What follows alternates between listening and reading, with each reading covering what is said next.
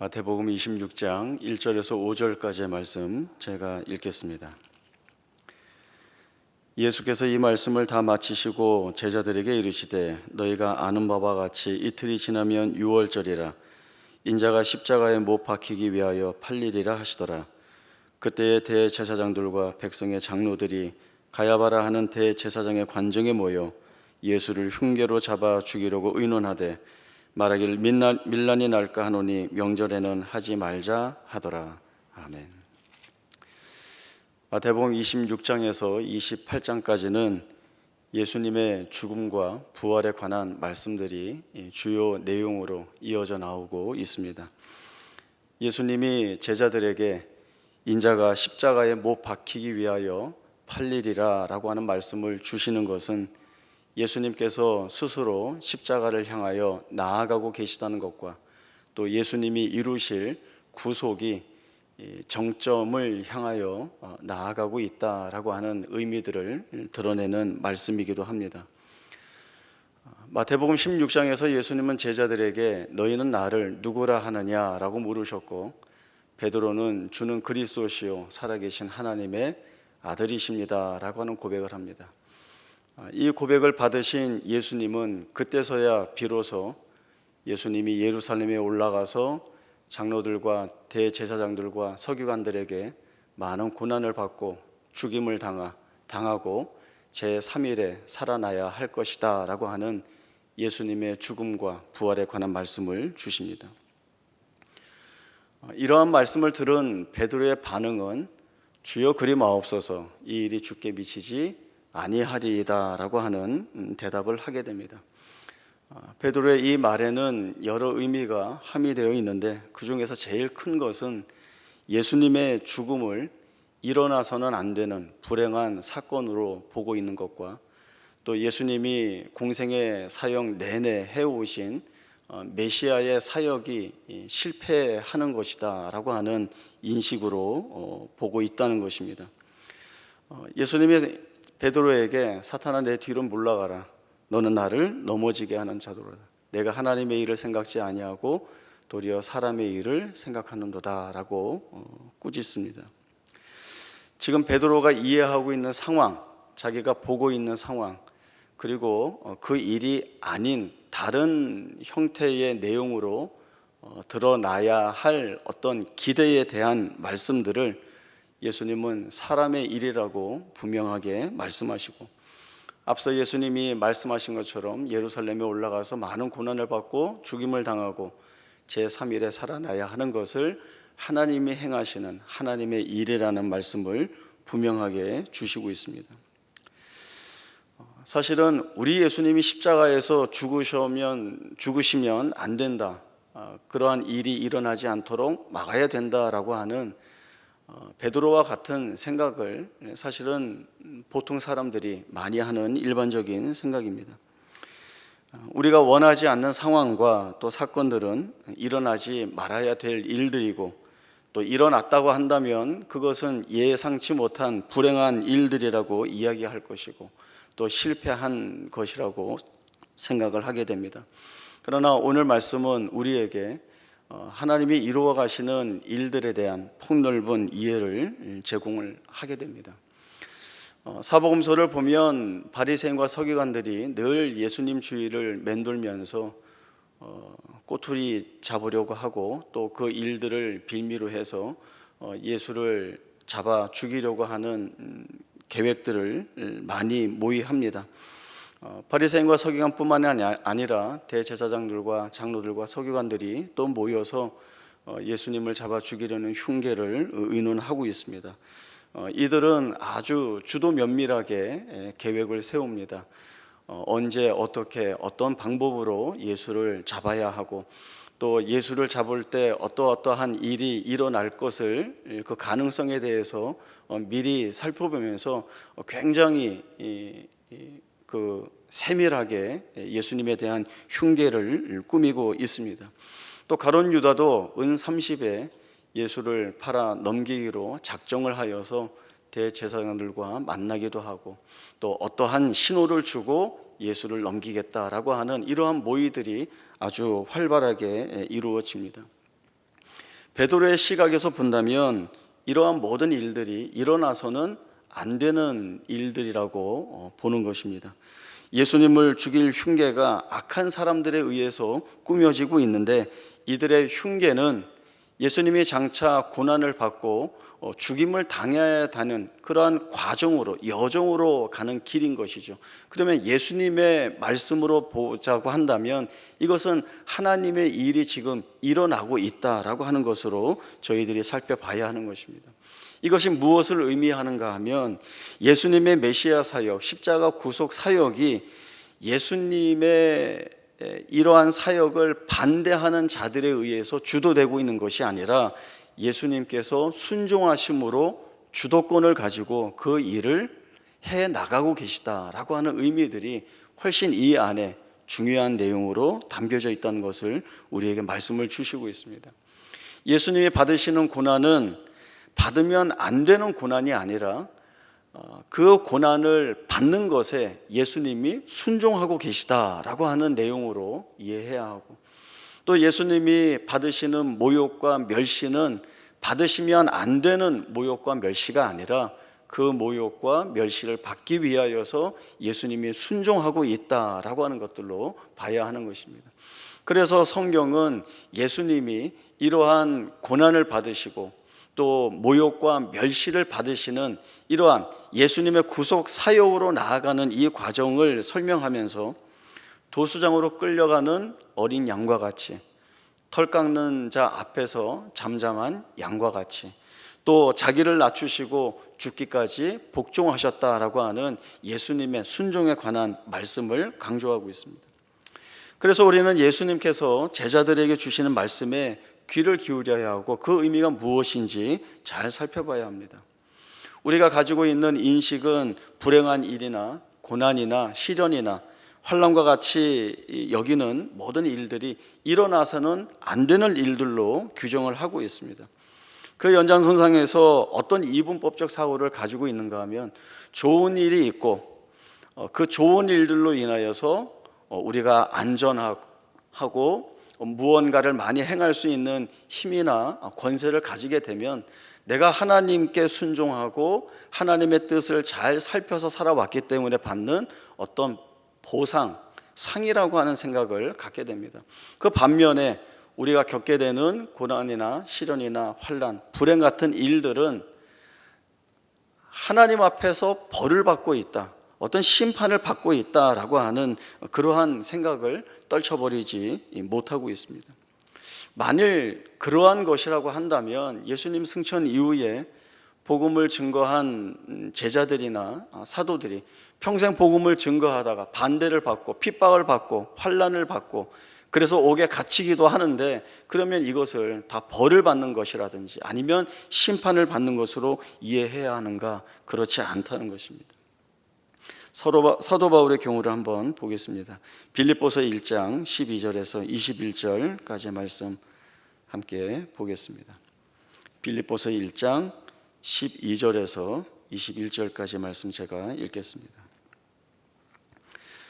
형제들아, 내가 당한 일이 도리어 복음 전파의 진전이 된 줄을 너희가 알기를 원하노라.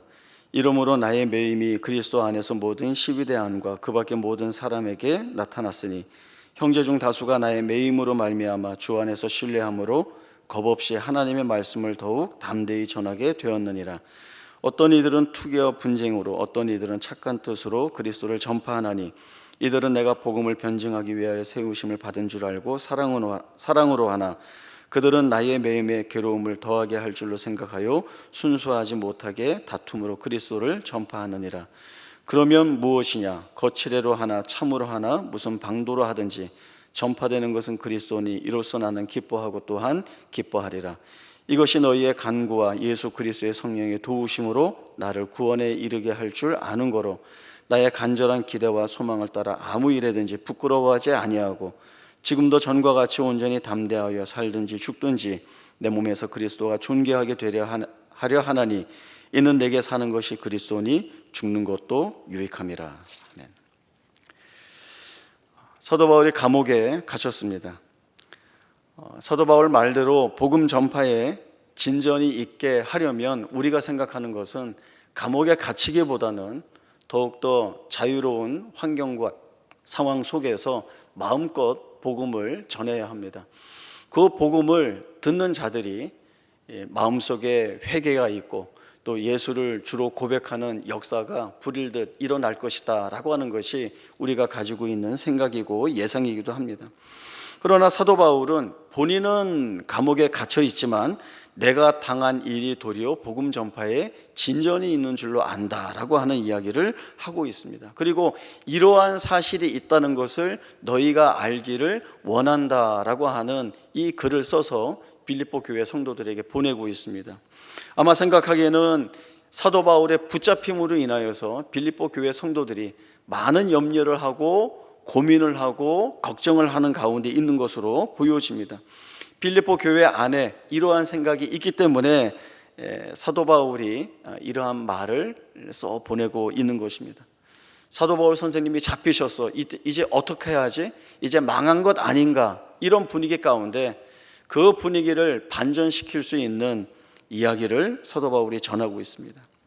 나의 매임으로 인하여 전파되는 것은 그리스도니 이로써 나는 기뻐하고 또한 기뻐하리라. 사도 바울을 시기하는 자들은 사도 바울이 잡혔으니 기회는 이때다. 우리가 더 복음을 전하여서 우리가 할 일을 잘 찾아가자라고 하는 열심을 갖기도 하고, 또 사도 바울을 편들고 있는 사람들은 사도 바울이 감옥에 매였기 때문에 이제 우리라도 더 열심히 하여서 복음을 증거하자라고 하는 그러한 마음들을 갖게 되어서 복음 전파에 열심을 내는 것입니다. 어느 쪽으로든 예수 그리스도가 주로 고백되어지는 이 복음이 전파되는 것을 바라보면서 사도 바울은 하나님은 어떠한 불리한 조건과 제한된 한계 속에서도 하나님의 일을 멈추지 않고 이루어 가신다라고 하는 사실을 분명히 보고 있고, 그리고 이러한 사실들을 성도들이 알므로 인하여서 겉으로 보여지는 그러한 매일 수밖에 없는 불리한 상황, 그리고 거기에서 어떤 기대와 소망을 가질 수 없다라고 하는 낙심과 좌절 속에서도 하나님이 계획을 가지시고 목적을 가지시고 이루실 일들을 마음껏 이루어내신다라고 하는 이러한 하나님의 능력과 은혜에 관한 말씀들을 살펴보기를 원하고 있는 것입니다. 사도 바울은 전파되는 것은 그리스도니 또 살든지 죽든지 내 안에서 그리스도가 존귀케 되니 죽는 것도 유익하다라고 하는 고백을 하고 있습니다. 사도 바울이 이러한 귀한 고백을 하는 것은 스스로 실력이 있거나 능력이 있거나 힘이 있어서 할 수 있는 고백이 아니라 하나님께서 일하신다라고 하는 사실들을 사도 바울의 사역의 현장에서 늘 보여주시는 은혜가 있었기 때문에 그렇습니다. 사도 바울도 복음을 증거하다가 반대와 핍박을 많이 받게 되면 그도 두려워하고 또 무엇을 해야 할지 모를 때가 많이 있었습니다. 사도 바울이 고린도에서 사역하고 있을 때 사역은 하고 있지만 여러 가지 모양으로 반대를 받고 핍박을 받았습니다. 그리고 두려워하고 떨고 있을 때에 환상 가운데 나타나신 주님께서 주시는 말씀이 무엇인가 하면 두려워하지 말라, 침묵하지 말고 말하라.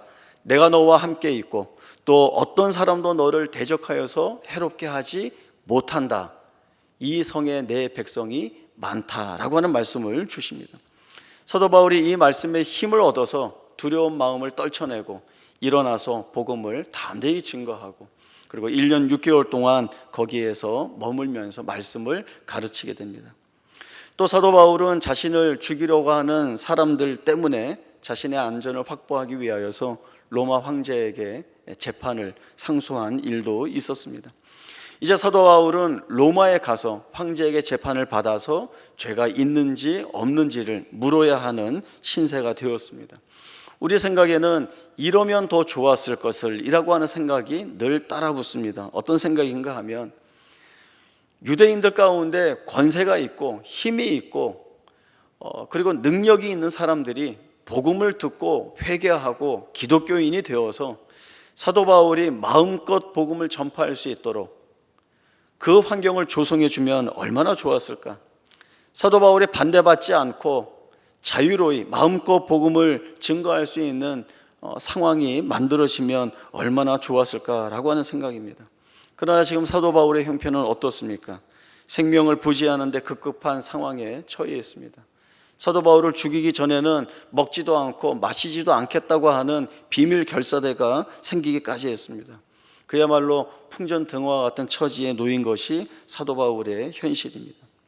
하나님이 다 막아주시면 좋을 텐데 왜 하나님은 그렇게 하시지 않나라고 하는 생각을 가질 수 있습니다. 그러나 우리가 살펴봐야 하는 것은 이러한 상황들이 수세에 몰리고 어려움 속에 처하고 고난 가운데 매이는 이러한 상황들을 누가 주도권을 갖고 이끌고 계시는가라고 하는 것들을 봐야 합니다. 주님께서 또 사도 바울에게 말씀을 주십니다. 담대하라. 내가 예루살렘에서 나의 일을 증언한 것 같이 로마에서도 증언해야 하리라. 이 주님이 주신 말씀이 사도 바울에게 어떻게 적용이 되고 힘이 되는가 하면 내게 벌어지는 모든 일들이 주님께서 계획하시는 가운데 하나하나 순서대로 이루어지고 있다라고 하는 사실들을 보게 되는 것입니다.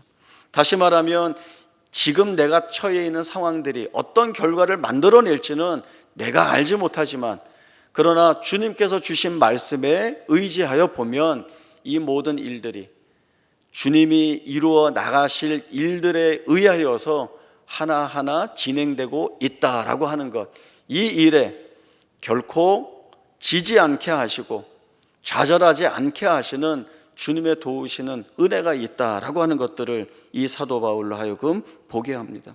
그래서 이 사도 바울이 어디까지 담대해질 수 있는가 하면 말씀을 한 군데 더 보겠습니다. 사도행전 27장 20절에서 26절입니다. 사도행전 27장 20절에서 26절까지의 말씀 제가 읽겠습니다. 여러 날 동안 해도 별도 보이지 아니하고 큰 풍랑이 그대로 있음에 구원의 여망마저 없어졌더라. 여러 사람이 오래 먹지 못하였음에 바울이 가운데 서서 말하되 여러분이요 내 말을 듣고 글에 대해서 떠나지 아니하여 이 타격과 손상을 면하였더라면 좋을 뻔하였느니라. 내가 너희를 권하노니 이제는 안심하라. 너희 중 아무런 생명에는 아무런 손상이 없겠고 오직 배뿐이리라. 내가 속한 바 곧 내가 섬기는 하나님의 사자가 어젯밤에 내 곁에 서서 말하되 바울아 두려워하지 말라. 내가 가이사 앞에 서야 하겠고 또 하나님께서 너와 함께 항의하는 자들을 다 내게 주셨다 하였으니 그러므로 여러분이여 안심하라. 나는 내게 말씀하신 그대로 되리라고 하나님을 믿노라. 그런즉 우리가 반드시 한 섬에 걸리리라 하더라. 지금 이 상황이 어떤 상황인가 하면 사도 바울이 많은 죄수들과 함께 로마로 압송되어 가는 상황입니다. 배를 타고 가는 중입니다. 그런데 지금처럼 선박이나 항해 기술이 발전되어 있는 것도 아니고 또 날씨를 예측할 수 있는 어떤 기상 시스템도 좋은 때가 아니었기 때문에 날씨의 변화에 의하여서 이 배가 굉장히 어려움을 겪고 있습니다. 앞으로 나아가지도 못하고 어떻게 뒤로 도망가지도 못하는 아주 어려운 상황에 처하게 되어 있습니다. 배의 안전을 확보하고 또 그 안에 타고 있는 사람들의 안전을 위하여서 배에 있는 모든 짐들과 기구를 다 버리지만 그 무엇도 할 수 없는 자리로 내몰리게 됩니다. 말씀에 나오는 대로 조그마한 구원의 여망마저도 없는 가운데 있습니다. 모두가 죽음의 두려움에 빠져 있었고 아무것도 하지 못하는 때에 사도 바울이 일어나서 이 이야기를 합니다. 안심하라. 너희여 안심하라. 상황으로 보자면 도저히 안심할 수 없는 상황입니다. 그러나 사도 바울은 안심하라는 말을 전하고 있습니다. 너희 중 아무 생명도 해함을 받지 않으리라. 손상받지 않을 것이다. 사도 바울이 이렇게 말할 수 있는 이유는 내가 섬기는 하나님의 사자가 어젯밤에 내게 말씀 주시기를 사도 바울아 두려워하지 말라. 내가 가이사 앞에 서야 하겠고 또 하나님께서 너와 함께 항해하는 자들을 다 너에게 주었다라고 하는 이 말씀을 주셨다는 것입니다. 그리고 하는 말이 나는 내게 말씀하신 그대로 되리라고 하나님을 믿노라, 이 이야기를 하고 있습니다. 우리가 하나님을 믿고 있습니다. 하나님의 영원하신 작정과 섭리가 내 삶을 이끌고 계시다라고 하는 사실들을 잘 알고 있습니다. 그럼에도 우리가 지니고 있는 연약함은 이러한 믿음 있는 고백들이 내 삶의 자리에 그대로 녹여내지 못하는 데 있다라고 하는 것입니다. 물론 우리는 그럴 수밖에 없습니다. 우리는 연약합니다. 두려움 가운데 서면 두려움을 느끼게 되고, 그리고 낙심하고 좌절할 상황에서는 정말 아무것도 하지 못하고 쓰러질 뿐입니다. 힘들고 어려운 환경 앞에서 스스로 작아지고 무너지는 것은 그 두려움 때문에 힘들어하는 것입니다. 어떤 때는 이 두려움으로 인하여서 하나님에게마저도 불평하고 원망하는 소리를 높일 때가 있습니다. 이스라엘 백성들의 믿음 없음과 완악함을 우리가 늘 비웃지만 사실 그 비웃는 자리에 우리가 얼마나 많이 서는지 모릅니다. 그 비웃는 자리를 벗어나지 못하고 있는 것이 우리의 현실의 모습이기도 합니다. 그러나 이러한 가운데에 우리가 살펴볼 것이 있습니다. 내 삶의 주도권이 누구에게 있는가라고 하는 것입니다. 내 삶의 주도권이 내게 있다면 내가 할 수 있는 것은 얼마 없다라고 하는 것입니다. 내가 힘이 있을 때에는 어떻게든 버텨낼 수 있지만 내가 힘이 없으면 아무것도 할 수 없는 자리로 갈 수밖에 없습니다. 내 손에 무기가 있으면 싸울 수 있겠지만 내 손에 무기가 없으면 싸울 수조차 없는 자리로 떨어지는 것이 내가 내 삶의 주도권을 잡고 있을 때의 우리의 모습입니다. 그러나 하나님께서 내 삶의 주도권을 붙잡고 계시다라고 하면 상황은 달라집니다. 내게 힘이 있는 것이 아니라 하나님께 힘이 있다라고 하는 것, 내가 나를 끌고 가는 것이 아니라 하나님이 나를 인도하고 계시다라고 하는 것은 정말 다른 이야기입니다. 이스라엘 백성들이 힘이 있어서 애굽에서 해방을 맞이했던 것은 아닙니다. 이스라엘 백성들이 가지고 있는 것이 넉넉해서 광야 40년의 세월을 견뎌낼 수 있었던 것은 아닙니다. 이스라엘 백성들이 힘이 있어서 강대한 제국을 무너뜨리고 포로 생활 70년을 마치고 고향으로 돌아올 수 있는 것이 아니었습니다. 이스라엘 백성들과 그들의 역사 내내 함께 하시는 하나님, 그 하나님이 가지고 계신 계획과 뜻에 의하여서 이 모든 것들이 되었던 것입니다. 바벨론의 왕 느부갓네살을 내 종이라 부르시고 또 고레스를 내 목자라 부르신 그 하나님께서 이루시는 일들이 얼마나 광대하며 또 그 하나님의 지혜가 얼마나 영원 무궁한지를 우리가 알아야, 이러한 사실을 알아야 우리의 삶의 주도권을 하나님께 맡기고 나갈 수 있게 되고, 그리고 하나님께 맡겼을 때에 우리의 삶이 변화된다라고 하는 것들을 우리가 보게 됩니다. 우리가 우리 삶에서 보는 현실들이 있습니다.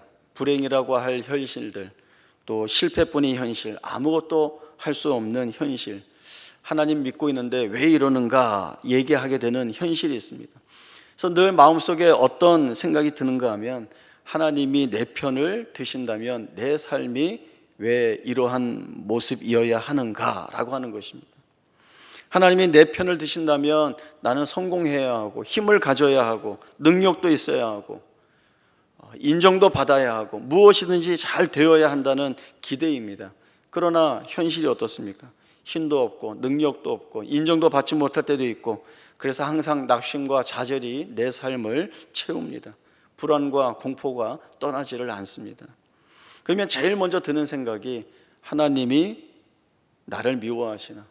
하나님이 나를 떠나셨나? 아니면 하나님이 내 편을 들지 않고 계시는구나, 이런 생각이죠. 이스라엘 백성들이 애굽을 나올 수 있었던 것은 하나님이 이스라엘을 구하시겠다는 마음의 뜻이 있으셨기 때문입니다. 이스라엘 백성들이 광야 40년을 지내올 수 있었던 것은 그 광야라고 하는 자리에 하나님이 그들과 함께 하셨기 때문이고, 이스라엘 백성들이 70년의 포로 생활을 마치고 고향으로 돌아올 수 있었던 것은 하나님이 그 일을 할 수 있도록 하나님이 인도하셨기 때문입니다. 하나님이 이스라엘을 위하여 행하시는 모든 일들이 이스라엘을 복되게 하시는 목적에 담겨 있습니다. 그 하나님이 내 삶의 주도권을 가지고 인도하시는 자리는 나를 복되게 하시는 자리입니다. 내 눈에 보이는 현실이 고난이요, 시련이요, 환난이요, 힘이 없고 가진 것이 없고 모자라고 부족하고 인정받지 못하는 자리라 할지라도 하나님은 그 안에서 하나님이 이루실 일들을 통하여 나를 복되게 만드실 것이라고 하는 말씀을 우리에게 주시고 있고, 또 그 하나님의 일하심으로 우리의 삶을 다듬어내고 계시다라고 하는 사실들을 말씀으로 저희들이 확인받아야 합니다. 내 눈에 실패로 보이지만 실패의 자리로 삼지 않으시는 하나님의 일하심이 있고, 내 눈에는 불행한 것으로 보이지만 하나님은 불행한 것으로 끝나지 않게 하시는 뜻들을 가지고 계십니다. 거기를 지나고 거쳐서 믿음 있는 자리로 불러내시고, 그리고 그 자리에서 하나님을 의지하게 하고 의탁하게 하여서 하나님과 더욱더 깊이 교제하는 그 자리에서 우리가 드릴 수 있는 믿음의 고백들이 무엇인지를 분명하게 보여주십니다. 그러니 이 하나님 붙들고 나아가는 자리는 결코 두려워하는 자리가 아니라고 하는 것입니다. 예수님은 하나님의 일을 이루시기 위하여서 이 땅에 오셨습니다. 그것은 예수님이 많은 고난을 받고 죽임을 당해야 하는 것입니다. 예수님은 죽으셔야 합니다. 예수님이 죽으셔야 이 땅에 오신 구원의 목적들을 다 이루시는 것이고, 예수님이 죽으셔야 우리를 살리시게 되는 것입니다. 예수님의 죽음이 없이는 우리가 살 수 없습니다. 그러니 예수님 보고 죽지 말라라고 하는 베드로의 말은 예수님의 대속 사역에 갖는 의미, 예수님의 메시아 사역의 본질, 하나님의 구속의 은혜를 다 놓치고 있는 것입니다. 우리는 우리 삶에서 겪어내야 하는 것에 대한 바른 이해가 있어야 합니다. 말씀의 뿌리를 내리고 내 삶의 형편들을 말씀에 대입하여서 돌아볼 수 있는 자리로 나아가야 합니다. 이것이 없이는 우리는 그저 내 삶의 행운만이 가득하기를 바라는 심정으로, 또 요행만을 바라는 심정으로 기도하고 하나님께 매달리게 될 것입니다. 하나님은 우리를 그렇게 만나시지 않습니다. 우리가 서야 하는 자리, 또 그 자리가 세상과 다르게 우리에게 얼마나 부유하고 풍성한지를 보여주시고 확인시켜 주시고, 그것으로 인하여서 우리 스스로 하나님 편에 있는 것이 얼마나 감사하고 복된가, 하나님을 붙들고 사는 것이 우리에게 얼마나 은혜인가라고 하는 것들을 보여주시고자 하십니다. 말씀 한 군데 더 찾아보겠습니다. 고린도후서 6장 3절에서 10절까지의 말씀입니다. 고린도후서 6장 3절에서 10절까지의 말씀 제가 읽겠습니다. 우리가 이 직분이 비방을 받지 않게 하려고 무엇에든지 아무에게도 거리끼지 않게 하고, 오직 모든 일에 하나님의 일꾼으로 자천하여 많이 견디는 것과 환난과 궁핍과 고난과 매맞음과 갇힘과 난동과 수고로움과 자지 못함과 먹지 못함 가운데에서도 깨끗함과 지식과 오래 참음과 자비함과 성령의 감화와 거짓이 없는 사랑과 진리의 말씀과 하나님의 능력으로 의의 무기를 좌우에 가지고 영광과 욕됨으로 그러했으며 악한 이름과 아름다운 이름으로 그러했느니라. 우리는 속이는 자 같으나 참되고 무명한 자 같으나 유명한 자요, 죽은 자 같으나 보라 우리가 살아있고 징계를 받는 자 같으나 죽임을 당하지 아니하고 근심하는 자 같으나 항상 기뻐하고 가난한 자 같으나 많은 사람을 부유하게 하고 아무것도 없는 자 같으나 모든 것을 가진 자로다. 아멘.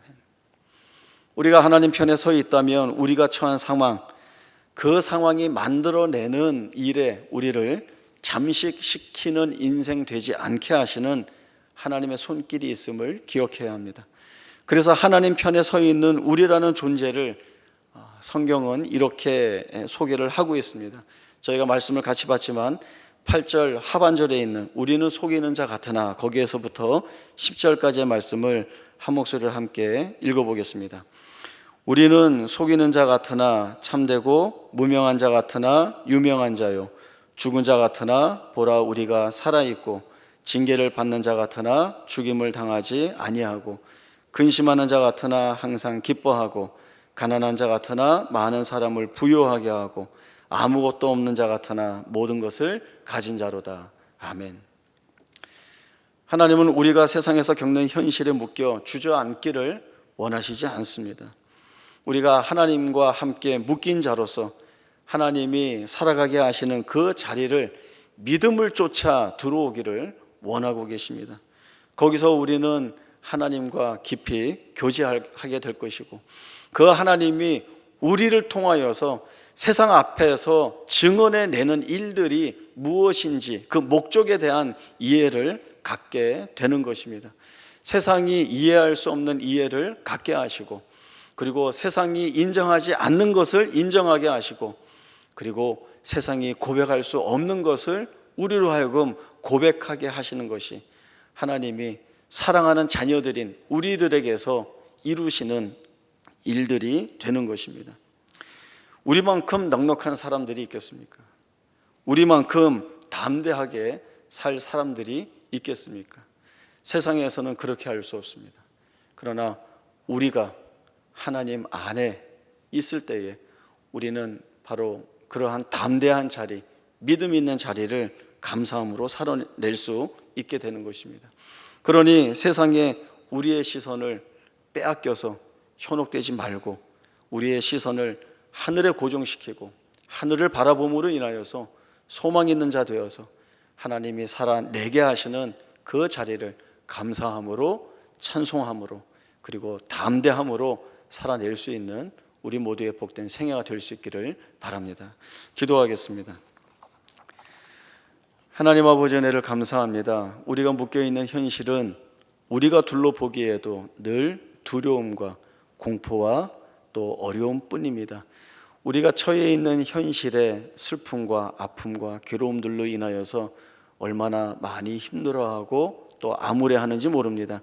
그러나 이러한 자리마저도 하나님께서 하나님의 일을 이루시기 위하여서 우리 가운데 찾아오셔서 힘과 은혜를 더하여 주시고, 그리고 우리로 하여금 하나님과 교제하는 가운데 믿음을 가지고 하나님의 일하심을 보게 하십니다. 그 자리에서 우리는 부요한 믿음의 고백을 가질 수 있었고, 그리고 세상이 드러내 보이는 현실과는 다른 세상이 할 수 없는 믿음 있는 고백을 하는 자로 만들어 주셨습니다.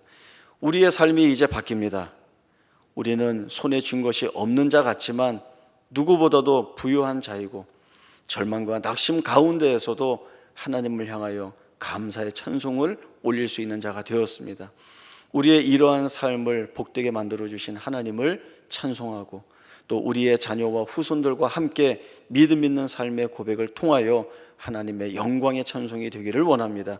이 자리에 실패하지 아니하고 지치지 않게 하시고 설 수 있는 은혜들을 계속 부어주시고, 우리의 믿음 있는 찬송을 들으실 때 우리 하나님 영광 받으시고, 더더욱 우리의 삶이 하나님 앞에서 복된 인생으로, 승리하는 인생으로 세워져 갈 수 있도록 은혜 위에 은혜를 더하여 주시옵소서. 거룩하신 예수님의 이름으로 기도하옵나이다. 아멘.